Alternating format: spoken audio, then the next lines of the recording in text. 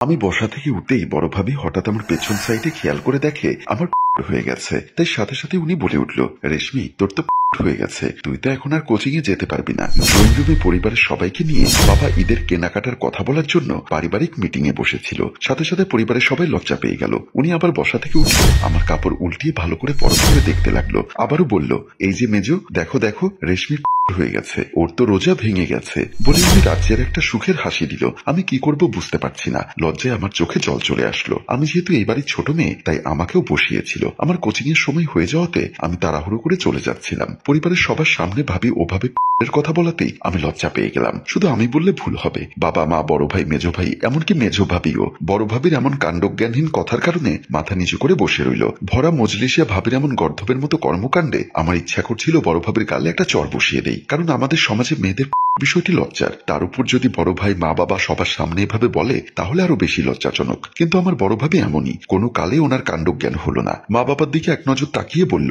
রেশমি তোর আর কোচিং এ যেতে হবে না, রুমে যা। আমি সাথে সাথে রুমের দিকে চলে আসলাম। মা বড় ভাবির সামনে এসে বলল, বৌমা তোমার কি কোনো কালে কাণ্ডজ্ঞান হবে না? আমার মায়ের কথা শুনে বড় ভাবি বলল, আমি আবার কি ভুল করলাম? রেশমির হয়েছে সেটা বলে কি আমি অপরাধ করে ফেলেছি? ভাবির এমন আহম্মুখী কথা শুনে মা আর কোনো কথা না বলে নিজের রুমের দিকে চলে গেল। মেজো ভাই ও মেজো ভাবি উঠে চলে আসলো। বাবা চুপচাপ মাথা নিচু করে বসে রইল। বড় ভাই বসা থেকে উঠে ভাবির সামনে এসে কষে একটা চর বসিয়ে দিল। চর খেয়ে ভাবি সোফার উপরে এসে পড়ল। সাথে সাথে বাবা বসা থেকে দাঁড়িয়ে ভাইয়ার কাছে এসে ভাইয়ার গালে একটা চর বসিয়ে দিয়ে বলল, আমার সামনে তুই ওর গায়ে হাত তুলে আমাকে অপমান করেছিস, পুরো সংসারটা একটা পাগলের কারখানা হয়ে গেল। বলে বাবা নিজের রুমের দিকে চলে গেল। আমি তখন রুমে খাটের উপর বসে কান্না করছিলাম। এমন সময় মেজো ভাবি রুমে আসলো। ভাবি আসার সাথে সাথে আমি ভাবিকে জড়িয়ে ধরে কান্না করতে লাগলাম। ভাবি আমাকে সান্ত্বনা দিয়ে বলল, আরে পাগলি কাঁদছিস কেন? এখানে কান্নার কি আছে? আমি কাঁদতে কাঁদতে বললাম, তুমি কান্না করার কথা বলছো, আমার তো ইচ্ছা করছে এখন করতে।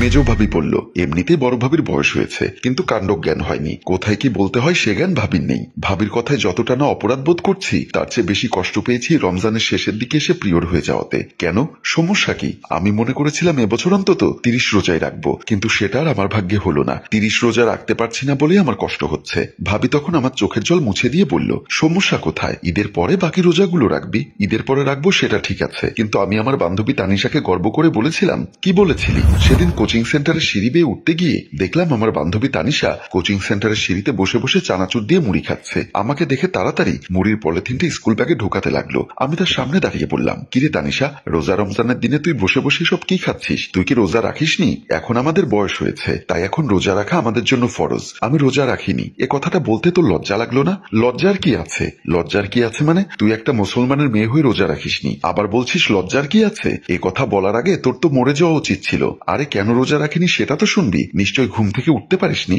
তোর কাছে ঘুমটাই মূল্যবান হয়ে গেল। আরে বোকা মেয়ে, আগামী বছর রোজা আসতে আসতে তুই বাঁচবি কি মরবি তার কোনো গ্যারান্টি নেই, আর একটা রোজা পাবি কিনা সেটারও গ্যারান্টি নেই। আমাকে থামিয়ে দিয়ে তানিশা বলল, আরে আমার পিরিয়ড হয়েছে তাই রোজা রাখতে পারিনি। তুই কি জানিস না পিরিয়ড হলে রোজা রাখা যায় না? এতক্ষণে আমার ভুলটা ভাঙলো। তখন আমি তাকে গর্ব করে বললাম, আল্লাহর রহমতে এবছর মনে হয় আমি 30 রোজায় রাখতে পারবো। কিভাবে সম্ভব? তুই কি প্রতি মাসে পিরিয়ড হোস না? হই, তবে এবার রোজা শুরুর কিছুদিন আগে আমার পিরিয়ড হয়ে গেছে, তাই কেন জানি মনে হচ্ছে এবার আমি 30 রোজাই রাখতে পারবো। তখন আমার কথা শুনে তানিশা আফসোস করে বলল, আমারও ইচ্ছা ছিল এবার 30 রোজা রাখার, কিন্তু সেটা আর আমার কপালে জুটলো না। আমি তখন একটা হাসি দিয়ে বললাম, 30 রোজা রাখতে ভাগ্য লাগে, আশা করি এবার আমি 30টা রোজাই রাখবো। আমি যখন মেজো ভাবিকে কথাগুলো বলছিলাম তখন ভাবি একটা হাসি দিয়ে বলল, আরে পাগল মেয়ে, মেয়েদের পিরিয়ড প্রকৃতির নিয়মেই হয়। তুই যেহেতু নিয়ত করেছিলি 30 রোজাই রাখবি, আশা করি সে রোজার সব তুই পেয়ে যাবি। এখনো সব মাথা থেকে ফেলে গোসল করে আমার রুমে আয়। তোর মেজো ভাই বলেছি ইফতারের পর তোকে আর আমাকে নিয়ে মার্কেটে যাবে ঈদের শপিং করতে। বলেই মেজো ভাবি ওনার রুমের দিকে চলে গেল।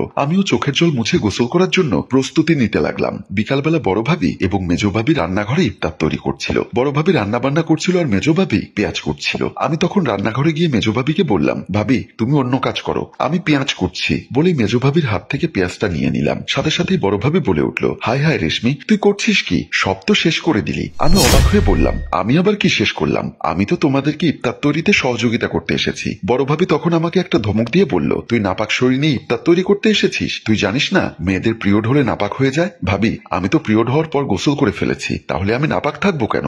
অবশ্যই তুই নাপাক। পিরিয়ড হওয়ার পর মেয়েরা রোজা রাখতে পারে না, নামাজ পড়তে পারে না। সেটা কেন জানিস? কারণ পিরিয়ড চলাকালীন মেয়েদের করানো হয়, তাই শরীর নাপাক থাকে। তাই বলছি তুই এখন নাপাক, তাই এখন তুই ইফতার তৈরি করতে পারবি না। বড় ভাবি হচ্ছে স্বল্প জ্ঞানের জ্ঞানী, তাই উনি সবসময় এ ধরনের উদ্ভট কথা বলেন। মেজ ভাবি সহজে ওনার সাথে তর্কে যায় না, কিন্তু বড় ভাবির এমন কথায় মেজ ভাবিও চুপ থাকতে পারল না। উনি বলল, ভাবি, আমার জ্ঞান হওয়ার পর থেকে দেখছি মা খালারা পিরিয়ড হলে গোসল করার পরে বাপ চাচাদের জন্য ইফতার রেডি করত। কই, তখন বাবা কিংবা চাচাদের তো আপনার মতো এমন ফতুয়া দিতে দেখিনি। সাথে সাথে বড় ভাবি বলল, মেজ, তোমার বাপের বাড়িতে কজন আলেম আছে? যতটুকু জানি তোমার বাপ চাচারা সবাই ক্ষেত খামারে কাজ করে। ওনারা কোরআন হাদিস সম্পর্কে কতটুকু জ্ঞান রাখে? কথাটা শুনে মেজ ভাবির সম্মানে লাগলো, সেটি আমি বুঝতে পারলাম। যখন দেখলাম মেজ ভাবি সাথে সাথেই বলে উঠল, বড় ভাবি, বেয়াদবি নিবেন না।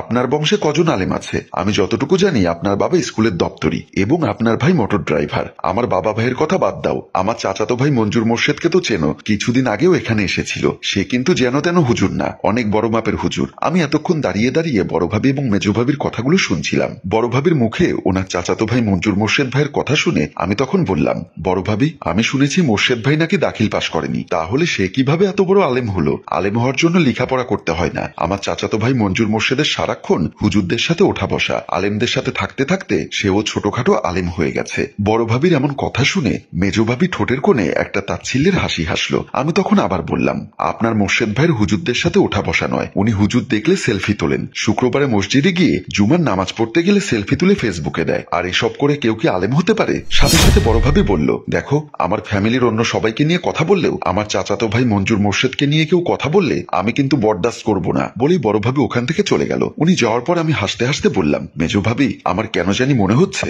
বড় ভাইয়ের সাথে বিয়ে হওয়ার আগে বড় ভাবির মনে হয় ওনার চাচাতো ভাই মঞ্জুর মোর্শেদের সাথে একটা সম্পর্ক ছিল।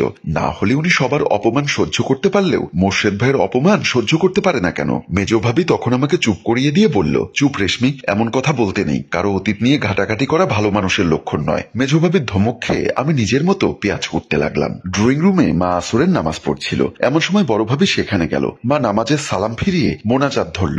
বড় ভাবি মায়ের জন্য অপেক্ষা করে রইল। কিছুক্ষণ পরে মায়ের মোনাজাত শেষ হলে মা বলল, বড় বউ কিছু বলবে? মা, রেশমির পিরিয়ড হয়েছে, নিশ্চয়ই সে নাপাক হয়ে গেছে। এখন কি সে ইফতার তৈরি করতে পারবে? সে যদি গোসল করে পাক পবিত্র হয় তাহলে অবশ্যই পারবে। মায়ের এমন উত্তরের জন্য বড় ভাবি মোটেও প্রস্তুত ছিল না। বড় ভাবি মনে করেছিলেন মা তার পক্ষে কথা বলবেন, তাই বড় ভাবি বলল, আপনারা দেখি কিছুই জানেন না। আমি বুঝতে পারছি না আমার বাবা কেন যে আমাকে এই ঘরে বিয়ে দিল। বলেই উনি ড্রয়িং রুম থেকে চলে যেতেই সামনে পড়লো আমার বাবা। বাবাকে পাশ কাটিয়ে বড় ভাবি চলে গেল। বাবা মায়ের কাছে এসে বলল, বড় বউ কি জন্য এসেছিল? মা তখন মন খারাপ করে বলল, অল্প শিক্ষিত হলে যা হয় আর কি। রেশমির পিরিয়ড হয়েছে, তাই নাকি রেশমি ইফতার তৈরি করতে পারবে না, এটা নাকি হাদিসে আছে। বাবা তখন বলল, না জেনে ওসব ধর্মীয় বিষয় নিয়ে বাড়াবাড়ি করা ঠিক নয়। মা তখন বলল, আমারও তো ভুল হতে পারে, তুমি এক কাজ করো, মাগরিবের নামাজ পড়তে গেলে সাইফুল হুজুরকে একটু আমাদের বাসায় দাওয়াত করো, উনি নিশ্চয়ই ভালো জানবে, ওনার কাছ থেকে এসব বিষয়ে জিজ্ঞাসা করব। ঠিক আছে, মাগরিবের নামাজ পড়তে গেলে আমি সাইফুল হুজুরকে বাসায় আসতে বলবো। হ্যালো ভিউয়ার্স, রোজা রেখে পিরিয়ড হয়ে গেলে করণীয় কি? আপনার জানা থাকলে সেটা অবশ্যই কমেন্ট বক্সে লিখে জানান। আপনাদের কমেন্টের উপর ভিত্তি করে আমরা উক্ত গল্পের দ্বিতীয় পর্ব নিয়ে খুব শীঘ্রই আপনাদের সামনে হাজির হব। গল্পটি ভালো লাগলে শেয়ার করে দেওয়ার অনুরোধ রইল। ধন্যবাদ।